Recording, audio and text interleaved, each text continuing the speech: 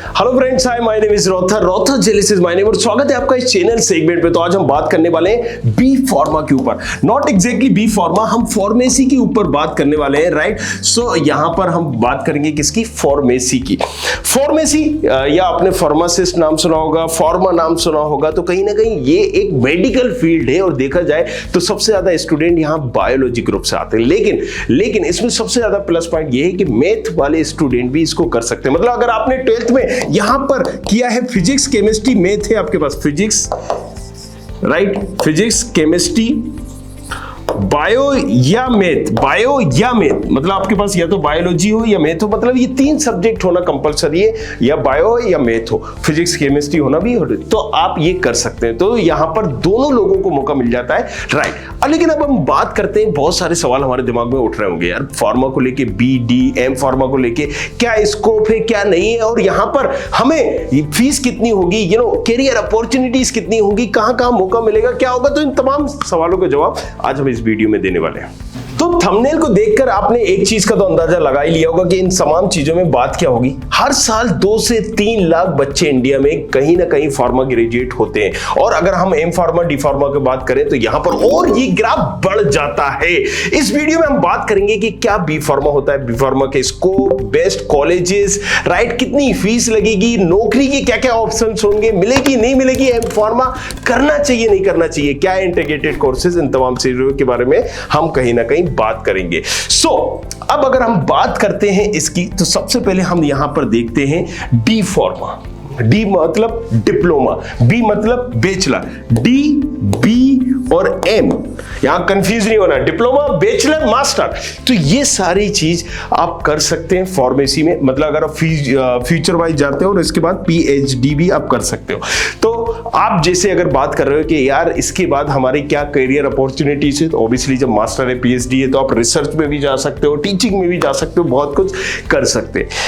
अगर हम बात करें, जैसे कि आपने देखा होगा कि हर एग्जाम का एक हर कोर्स के लिए अगर आप ज्यादातर देखिए कि अगर आप इंजीनियरिंग चूज करें तो जेडबल होता है, यहाँ पर एमबीबीएस करें या तो यहाँ पर एक नीट होता है, राइट। बीएमएस, बीयूएमएस, बीएचएमएस के लिए भी नीट माना जाता है। तो मेडिकल स्टूडेंट वाले जो होते हैं ना, यहाँ पर नीट देते हैं, और इंजीनियर स्टूडेंट जो होते हैं जेडबल देते हैं। लेकिन ये वो कोर्स है जो ये दोनों एग्जाम ही एक्सेप्ट नहीं करता है, ना ही नीट के बेसिस पे होगा। फ्यूचर में हो सकता है कि नीट के बेसिस पे हो, लेकिन ना ही यहां पर नीट देना पड़ता है, ना ही यहां पर आपको जेडबल देना पड़ता है। इसका कोई भी एग्जाम नहीं होता है, मेरिट बेस पे एडमिशन हो जाता है। मेरिट मतलब जो आपके परसेंटेज है 12th में, उसके बेसिस पे यहां पर एडमिशन हो जाता है। अच्छा, ये इसका एक डेडिकेटेड एग्जाम इसलिए भी नहीं है क्योंकि दोनों लोग ही दे सकते हैं, मैथ वाले भी दे सकते हैं तो बायो वाले भी दे सकते हैं। इसको कोर्स को कोई भी कर सकता है ना, तो अब वो नीट देगा या फिर वो जेडबल देगा, तो यहां एक कंफ्यूजन है, इसलिए इसका कोई भी ऐसा एग्जाम नहीं होता। हाँ, कुछ कॉलेजेस हैं, राइट। अब अगर मान लीजिए बिट्स सेट जाना है, बिट्स पिलानी जाना है, तो आप उसका एग्जाम दे दीजिए। तो आज हम उसके बारे में भी बात करेंगे। होता क्या है, इसमें बहुत सारी यूनिवर्सिटी और कॉलेजेस खुद का एंट्रेंस एग्जाम कंडक्ट करवाते हैं। बी फार्मा में एडमिशन के लिए तुम्हारे 12th में मिनिमम 55 और 50% होना चाहिए। अलग अलग नहीं, यूनिवर्सिटी का अलग अलग क्राइटेरिया होता है और अलग अलग उनकी प्रोसीजर होती है। अगर तुम्हें कंट्री की टॉप यूनिवर्सिटी और कॉलेजेस से बी फार्मा करना हो तो तुम्हारा 12th में 90% होना चाहिए। और किसी भी कोर्स में सबसे इंपॉर्टेंट बात यह होती है कि उसमें हमें पढ़ाया क्या जाने वाला है। एक बार हमें उस कोर्स में कंप्लीट कर लिया, नॉलेज हो गई, और उस कोर्स में हमें सीखने को आखिर मिलेगा तो मिलेगा क्या, राइट। सो इनके बारे में भी हम यहां पर बात कर लेते हैं। लेकिन इससे पहले आपको यह चीज भी याद रखना है जो मैंने आपको बोला है कि यहां पर आपको जैसा कॉलेज, आपको जिस कॉलेज में जाना है, कई कॉलेज अपनी अलग अलग यहां पर प्रोसेस और सिलेबस में थोड़ा सा चेंजेस भी करते हैं, लेकिन ये सारे सिलेबस में वो सारी चीजें बस सेमेस्टर वाइज आगे पीछे हो जाती है, लेकिन होती वही है, राइट। अगर हम बात करें तो यहां पर आप देखेंगे कि फार्मास्यूटिक्स होता है, राइट। सो फार्मास्यूटिक्स मेन होता है, यहां पर फार्माकोलॉजी होता है, राइट। फार्माकोलॉजी के बाद फार्माकोग्नोसी होता है, एनाटॉमी होता है, और यहां पर बायोकेमिस्ट्री होता है, केमिस्ट्री होता है। तो ये एक कोर सब्जेक्ट है। स्यूटिक्स से मतलब ये होता है कि यहाँ पर आपको फार्मा इंडस्ट्री की सारी मशीनरी के बारे में समझ आया जाता है। मान लीजिए टेबलेट कैसे बनना है, पैकेजिंग कैसे होना है, कौन कौन सी मशीन इक्विपमेंट इसमें यूज होंगे, तो ये बड़ा इंपॉर्टेंट हो जाता है क्योंकि उसी फील्ड से रिलेटेड आपको यहाँ पर दवाइयां कैसे बनती हैं, उनकी पैकेजिंग कैसे होती है, प्रोडक्शन कैसे होता है, ये सब कुछ मशीनरी हो, जो भी इसमें इन्वॉल्वमेंट हो, ये स्यूटिक्स से रिलेटेड आता है। कोग्नोसी अलग अलग तरह के, जैसे आपने बोलोगे नीम का नाम क्या है साइंस में, नहीं तो हर पेड़ से जिससे भी जड़ी बूटी बन सकती है, निकल सकती है, और हर पेड़ की मतलब खासियत, उसके फायदे नुकसान सब कुछ सिखाया पढ़ाया जाता है कोग्नोसी में। एनाटॉमी, ह्यूमन एनाटॉमी आप समझ ही गए होंगे, इन तमाम चीजें, तो ये कोर सब्जेक्ट है। लेकिन हम उन कोर्सेज पे, उन सिलेबस पे भी नजर डाल लेते हैं कि ऐसे कौन कौन से सब्जेक्ट होते हैं। तो यार अगर सब्जेक्ट की बात करें तो जैसे हमने बताया यहाँ पर फार्मास्यूटिक्स, केमिस्ट्री, बायोकेमिस्ट्री, और यहाँ पर आप देख सकते हो ह्यूमन एनाटॉमी एंड फिजियोलॉजी। सो अब ये सिलेबस वाइज चेंज हो जाएगा। Human anatomy and physiology first, human anatomy and physiology second semester में, थर्ड सेमेस्टर में, तो पार्ट 3, पार्ट 4 ये आ जाएगा। इस तरीके से सिलेबस वाइज हो जाएगा। फार्मास्यूटिकल एनालिसिस, राइट, 1 जो आपको 1 दिख रहे हैं, मतलब यहाँ पर एक सेमेस्टर में है, फिर इसके बाद जैसे जैसे सेमेस्टर बढ़ते जाएंगे पार्ट 2, पार्ट 3 इसका आता जाता है। फार्मास्यूटिक्स ये बड़ा इंपॉर्टेंट है क्योंकि जैसे मैंने बताया 1, अभी आप यहाँ पर देख रहे हो कि यहाँ पर फार्मास्यूटिकल ऑर्गेनिक केमिस्ट्री, सो ये भी पार्ट 1 आप इसको कह सकते हो, तो ये भी एक इंपॉर्टेंट है। कम्युनिकेशन स्किल्स, ये जस्ट वही है जो हर कॉमन होते हैं और ये भी आपको पढ़ाए जाएंगे। रिमेडियल बायोलॉजी, अगर मैथमेटिक्स इसकी बात करें, human anatomy and physiology, pharmaceutical organic chemistry, अब आप देखिए ये पार्ट 1 आ गया, अब नेक्स्ट में पार्ट 2 आ जाएगा। बायोकेमिस्ट्री ये भी बड़ा इंपॉर्टेंट होता है, राइट। अगर हम बात करें computer application and pharmacy theory, तो ये बेसिक चीजें जो आपको पढ़ाई सिखाई यहां पर जाएंगी। अब चलिए अगर हम नीचे की भी बात करेंगे तो देखिए environmental science, pharmaceutical organic chemistry, part 2 आ गया, पार्ट 1 वहां पर ऊपर था, राइट। सो घुमा फिरा के अगर हम बात करें, सो आप 5 सब्जेक्ट अगर पकड़ लो तो आपको फार्मेसी में यही पढ़ना होगा। अच्छा एक चीज और मैं आपको बताना भूल गया कि अगर आप यहां पर मैथ किया है 12th में, तो आपको एक सब्जेक्ट बायोलॉजी का भी पढ़ना पड़ेगा, किसमें, फर्स्ट ईयर में। जी हाँ, और अगर आपने बायोलॉजी की है 12th में और फिर आप इसको ले रहे हो तो आपको एक सब्जेक्ट यहाँ पर मैथ का भी बनना पड़ेगा, जिसको M1 M2 के नाम से हम जानते हैं। तो चलिए थोड़ा सा बस यहाँ पर टफ होगा उनके लिए जो बायो से, उनको मैथ पढ़ना पड़ता है, मैथ वालों को बायो पढ़ना पड़ता है, लेकिन ज्यादा सब्जेक्ट नहीं होते, 1 या 2 सब्जेक्ट होते हैं, वो आपको फर्स्ट ईयर में ही पढ़ने पड़ेंगे। चलिए अगर हम बात करें यहां पर environmental science, pharmaceutical, organic chemistry, again देखिए यहां पर पार्ट 2 आ गया है। अगर हम बात करें physical, pharmaceutical microbiology, pharmaceutical engineering, pharmaceutical organic chemistry 3 आ गया। जो मैं आपको बोल रहा था वही चीज हो रही है। Medical chemistry, physical pharmaceutics, pharmacology या फार्माकोग्नोसी भी यहां पर आपको देखने को मिलेगा। कोग्नोसी जैसे कि मैंने बताया पेड़ पौधों से रिलेटेड, और वो इसी से फार्माकोग्नोसी एंड ये राइट जिसकी हम बात कर रहे थे। Medical chemistry, industrial pharmacy, pharmacology second आ गया यहाँ पर, फार्माकोग्नोसी सेकंड आ गया यहाँ पर। सो फार्मास्यूटिकल इसमें आपको सारी चीजें बताते हैं, अलग अलग रूल, नियम, लॉ के बारे में आपको बताया जाता है।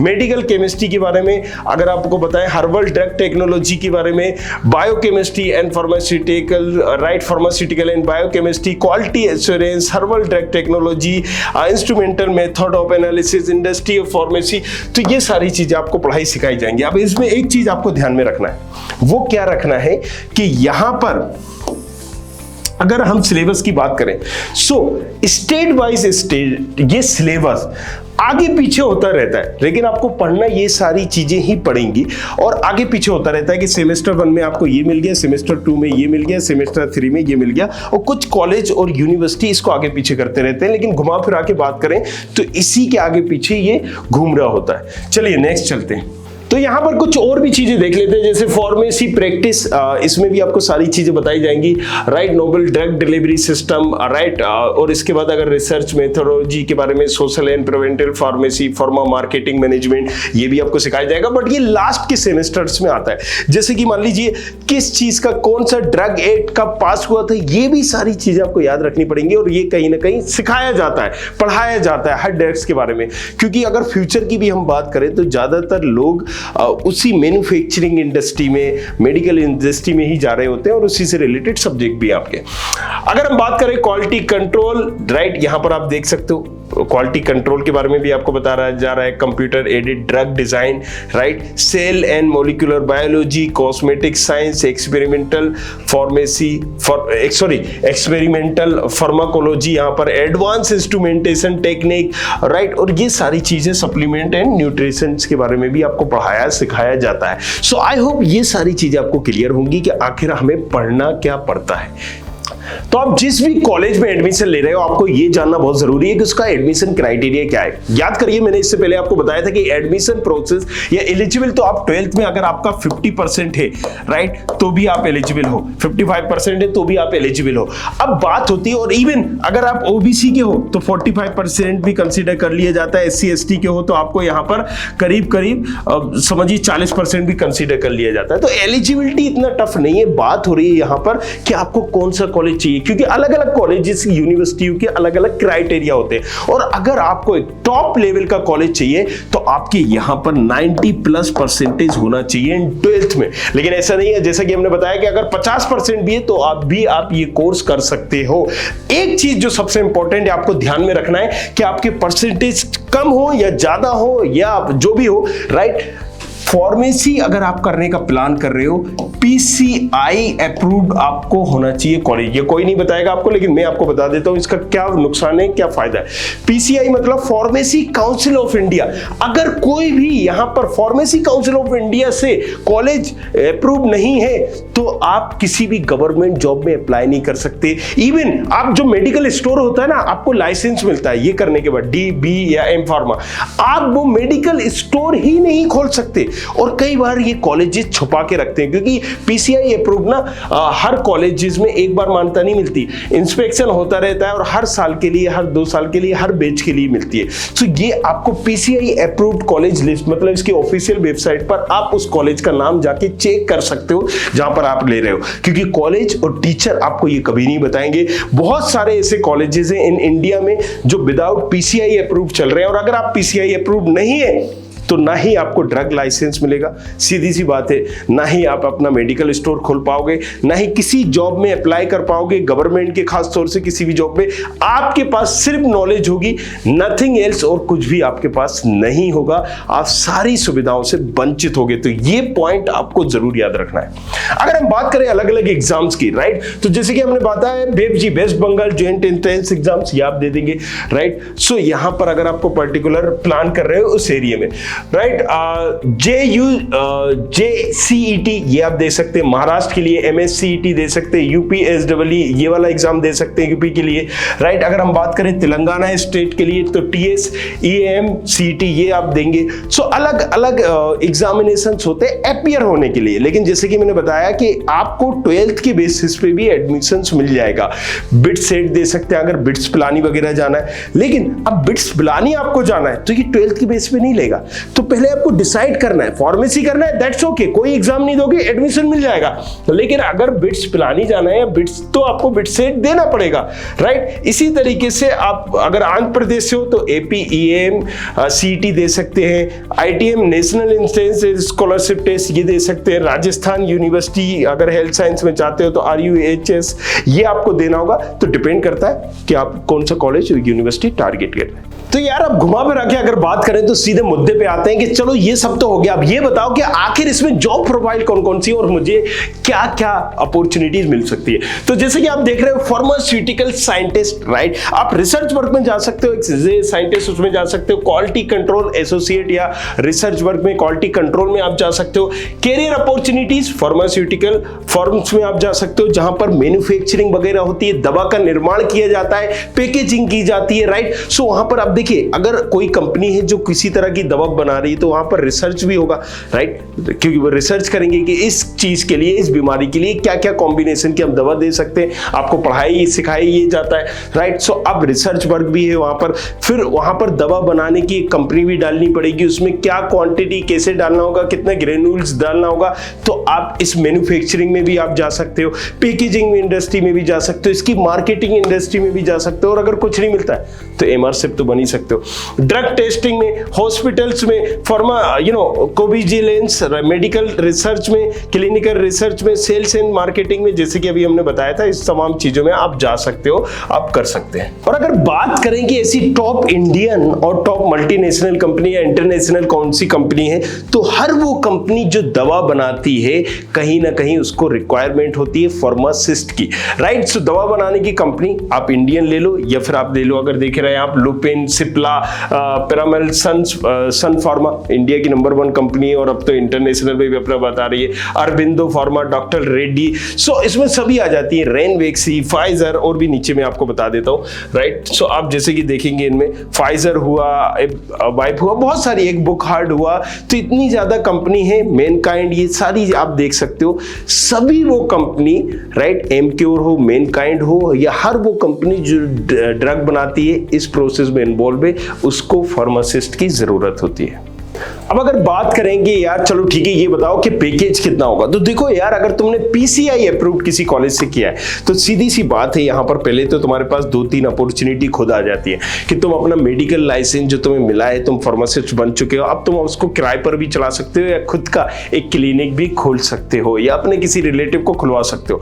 दूसरा, साथ ही साथ एमआर इंडस्ट्री में जा सकते हो। हर कंपनी को, जितनी भी दवा कंपनियां हैं, उनके एमआर डॉक्टरों को जाके मिलते हैं, बताते हैं कि इस दवा में ये है, प्लीज आप मरीजों को लिखो। तो ये बहुत बड़ा मार्केट है कि अगर आपको कोई जॉब नहीं मिल रही है, तो इस इंडस्ट्री में 100% आप भले ही कितने भी हो, कैसे भी हो, आपको जॉब इसमें मिल ही जाएगी, राइट। अब हम बात कर लेते हैं, कम टू द पॉइंट, कि यहां पर कौन से ऐसे टॉप कॉलेजेस है जहां से आपको करना चाहिए। तो देखो, ऐसा कोई टॉप नहीं होता है क्योंकि इसका कोई क्राइटेरिया नहीं है, लेकिन फिर भी हम आपको बता दें कि पीसीआई अप्रूव्ड होना चाहिए। दूसरा, एनआईआरएफ जो रैंकिंग निकालता है, गवर्नमेंट अथॉरिटी है, तो उसके हिसाब से भी आप चूज कर सकते हैं। फिर भी कुछ जो नामी ग्रामी नाम है, जैसे जामिया हमदर्द यूनिवर्सिटी न्यू दिल्ली, आप यहां जा सकते हो। अच्छा, बी फार्मा भी आजकल होने लगा है सेगमेंट वाइज, जैसे आयुर्वेद में जाना चाहते हो, आप होम्योपैथ में जाना चाहते हो, तो इसमें भी स्पेसिफिक बी फार्मा होने लगा है, तो आप वहां भी जा सकते हो।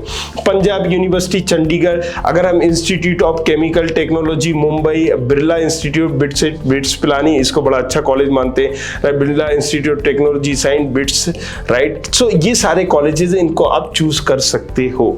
तो यहाँ पर कुछ और कॉलेजेस को हम देख लेते हैं जल्दी जल्दी से। मणिपाल कॉलेज, यहाँ पर आप देखेंगे जेएसएस कॉलेज, अन्नामलाई यूनिवर्सिटी, महाराजा अमृता, राइट। सो यहाँ पर ऐसे को बिरला इंस्टीट्यूट, एसआरएम, सो वनस्पति, Poona college of pharmacy Jaipur, तो ये सारे कॉलेजेस आप देख सकते हैं। सो फाइनली अब बात कर लेते हैं कि आखिर तुम्हें ऐसे कौन कौन से स्किल्स चाहिए होंगे अगर तुम प्लान कर रहे हो कहीं ना कहीं बीडी फार्मा। तो पहला तो एक ही चीज है कि डेडिकेशन और इंटरेस्ट इस फील्ड में होना चाहिए। और अगर हम स्किल्स की बात करें तो communication skills and interpersonal skills, you can say that, medical and scientific research skills, therapeutical and counselling skill, right, medical writing ethics आप बोल सकते हो, business skill like marketing and others thing, right, determination, ये थोड़ा सा important है। ये सारी चीजों पे आपको फोकस कहीं ना कहीं करना होगा। तो बस जाते जाते इतना कहूंगा कि ये मैटर नहीं करता है कि यार कौन से कॉलेज से तुम ये सब करते हो, राइट। मैटर ये करता है तुम्हारी स्किल्स क्या है, तुमने जो पढ़ा है उसका प्रैक्टिकल इंप्लीमेंटेशन तुम कितना कर पा रहे हो।